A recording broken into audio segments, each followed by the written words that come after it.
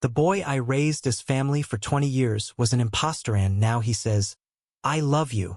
You never even asked where I came from," he whispered, his voice trembling but his eyes dry. "And now that I'm telling you I love you, now you care who I am?" I should have walked away, slammed the door, called the police, but instead, I stood frozen in our kitchen, the scent of his chamomile tea mixing with the storm gathering outside, and my world, me carefully built, respectable world, was collapsing one breath at a time. My name is Andrew Keaton.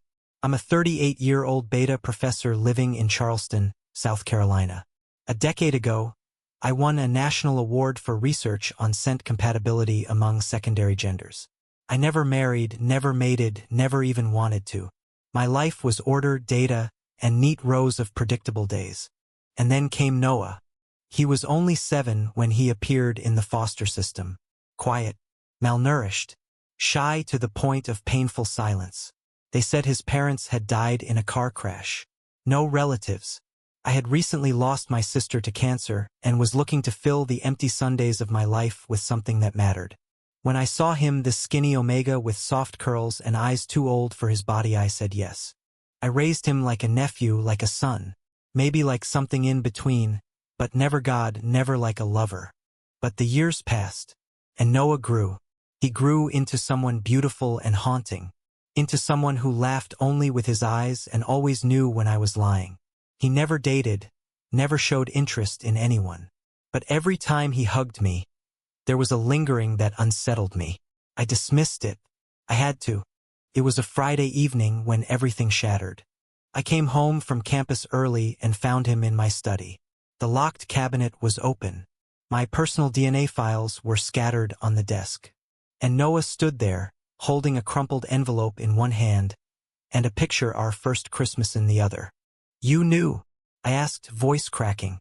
"You knew you weren't?" "I've always known," he said, not even flinching. "I'm not who you think I am. My name isn't Noah Summers." I felt the air rush from my lungs. The agency made a mistake. Or maybe someone paid them off. I don't know. But I'm not your sister's friend's kid. I'm not even from this state. "Then why didn't you say anything for 20 years? His mouth twitched, somewhere between a smirk and a sob. "Because I wanted to stay." And then came the part that split my soul in two. "I stayed because I love you." I laughed. I actually laughed. A sharp, cruel sound that made his eyes glisten. "You were a child, Noah. And now I'm not. You're still." "I'm 27. He cut me off. "You think I didn't know this would freak you out? You think I haven't tried to forget what I feel? God, Drew, I tried. I tried for 10 years. He walked toward me, slow and deliberate, every step like a match on a gasoline trail. "I didn't want to be this person. But I don't know how not to love you." I turned away, heart pounding so violently I could hear it over the rain. "You manipulated me. I was a kid looking for safety. I found love. And yes, maybe I let it grow into something wrong. But it's real." That night I didn't sleep. I lay on the couch listening to the storm, trying to convince myself that what he said was delusion, that he was broken, that I was better. But a week passed. Then 2. He didn't leave, didn't beg, just existed, quietly, cooking my breakfast, cleaning the bookshelves, leaving notes on my desk about what needed repair. The scent of him invaded everything. He was an omegascent sensitive, emotion attuned, and he used it like a language, a weapon. And I was weak. It wasn't physical. Not yet. But the emotional betrayal was enough. He knew every part of my soul, the quiet ache I carried, the loneliness behind my logic. And he pressed into it with surgical precision. One afternoon, I found a letter on my desk. "I'm moving out. I can't keep pretending you might want me someday. If you ever do come find me. I'll wait until I can't anymore." No address, just initials. NS. For the first time in 2 decades, the house was empty. Not just quiet, hollow. His absence echoed louder than his presence ever did. The scent of him lingered in my shirts, my study, my bed. I lasted 4 days. I tracked him down through an old friend in the Department of Social Services. Turns out he'd started using his real name Noah Sinclair. Worked at a small bookstore in Asheville. Lived in a cramped loft above a bakery. He didn't look surprised when I showed up. He just said, "You came."